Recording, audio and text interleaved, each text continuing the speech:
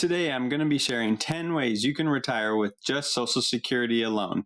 To find the best strategies, I researched over 100 government programs, collected stories from people living on Social Security, and even got expert advice to try to figure this out. I think this is a pretty timely topic since over 30% of Americans depend entirely on Social Security for their income. The first one I want to mention is the Low Income Home Energy Assistance Program.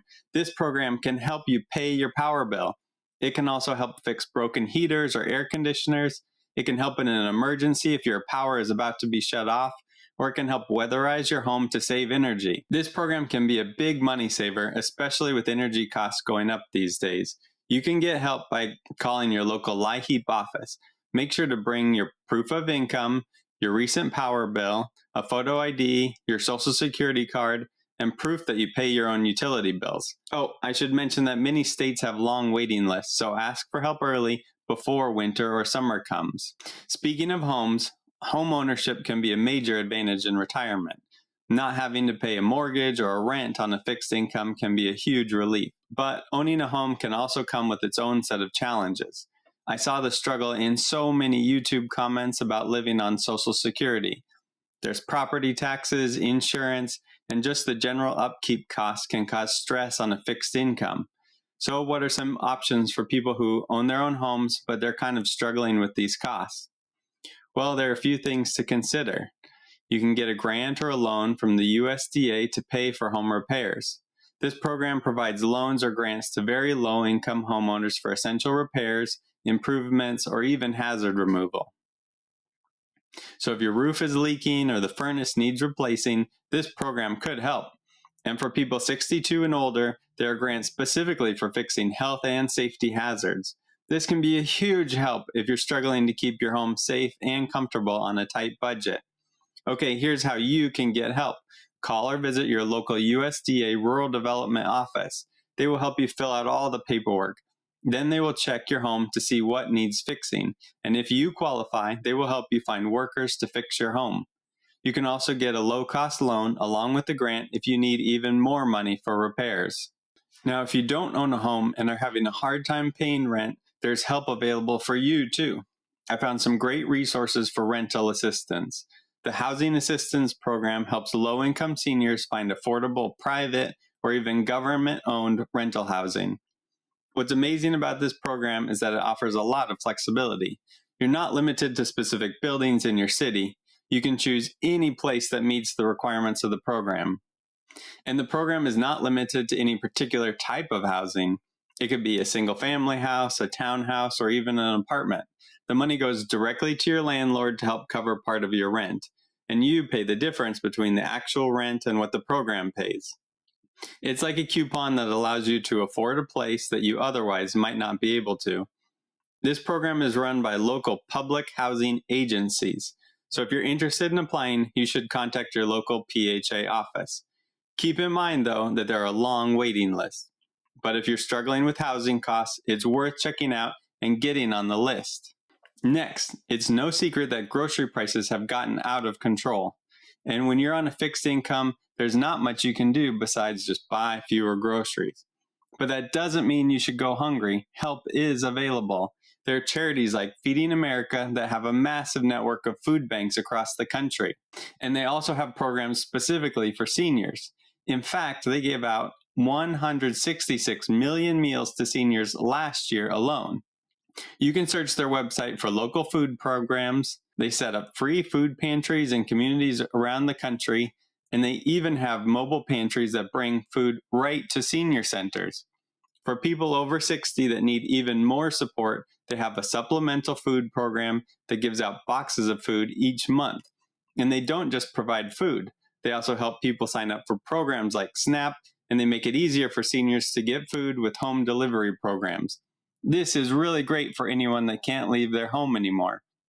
I think it's time we address something that can be a major source of anxiety for retirees on a fixed income, and that is healthcare costs. It can be especially stressful when you're on a limited budget. So where do we even begin to tackle this? Well, for many, it starts with understanding Medicare.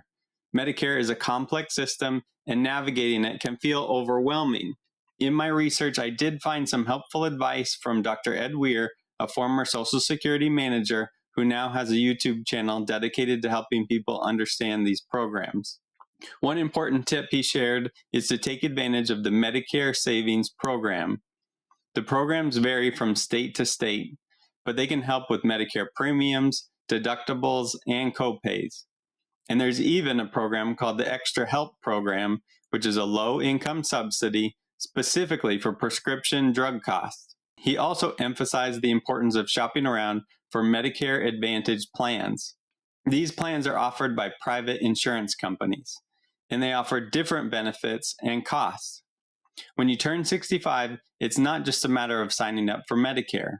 You really need to compare the plans and figure out what's best for your situation. He recommends working with a trusted Medicare insurance broker who can help you understand your options and then find the plan that's right for you. Having somebody who understands all the ins and outs of it can really make that process a lot easier. And don't forget, you can always reach out to your local Social Security office or Medicare directly if you have questions. Another great resource for people living on Social Security is the Social Security Administration itself. They have another program called Supplemental Security Income. SSI is a needs-based program, so unlike Social Security, it's not based on your work history. It's a safety net for people with very limited income and resources. It's designed to help people who are over 65, blind, or disabled. It's a program within the SSA, but it's different from regular Social Security. Okay, so how does SSI work exactly? Well, it provides monthly payments to people who qualify. And those payments can help with basic needs like food, clothing, and shelter. It's also important to know that SSI has income and resource limits. So you have to be below a certain income and asset threshold. And there are specific rules about what counts as income and what counts as resources. I think it's also good to know that some states offer payments on top of SSI. It's called a state supplement, and it can really make a difference.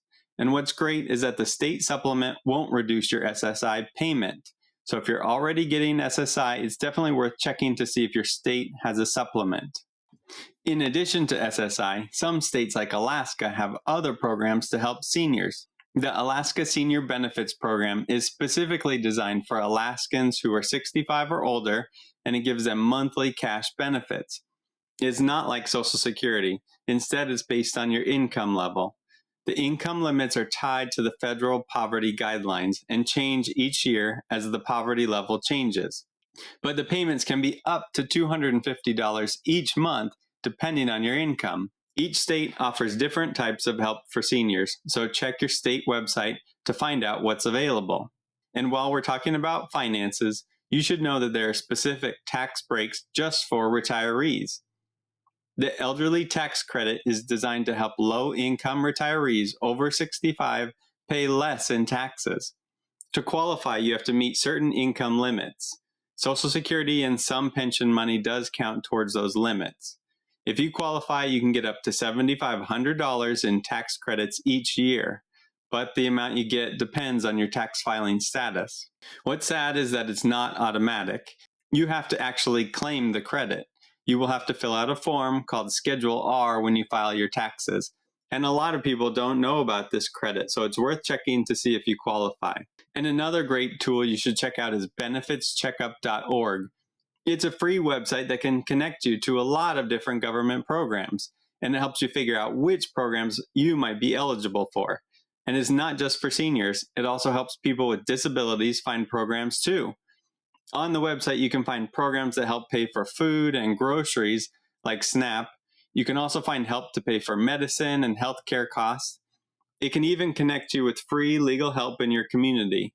I mean, it covers pretty much everything if you need support on a fixed income. It's also great that you can use it yourself or ask a family member or a social worker to help with it. And it's all private and secure, so you don't have to worry about sharing your personal information online. So check it out for more ideas. Now, I know living on Social Security alone is hard enough, but what if your check suddenly stopped? I do not want this to happen to you. So in this video, I reveal 7 shocking ways people lose their benefits every single day.